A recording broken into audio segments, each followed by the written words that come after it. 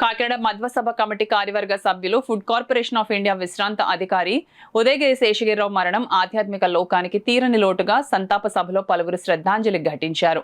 ఉదయగిరి కుమారుడు సుధీర్ ను కలిసి పలువురు తండ్రి చేసిన సేవా కార్యక్రమాలను ప్రస్తావిస్తూ సంతాపాన్ని తెలియజేశారు. మధ్వసభ కమిటీ కార్యదర్శి రాచూరి శేషగిరిరావు మాట్లాడుతూ కమిటీ నిర్వహిస్తున్న ఆధ్యాత్మిక కార్యక్రమాల్లో ముందుండి వాటి విజయవంతానికి తమ వంతు సహాయ సహకారాలు అందించేవారిని గుర్తు చేసుకున్నారు.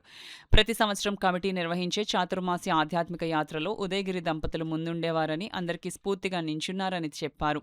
కమిటీ కోశాధికారి వేముగండి నరసింహారావు మాట్లాడుతూ గురువుల మూల బృందావనాలను దాదాపు అన్ని దర్శించుకున్న ఉదయగిరి గురువుల అనుగ్రహాన్ని పూర్తిగా పొందిన వ్యక్తిగా శ్రద్ధాంజలి ఘటించారు.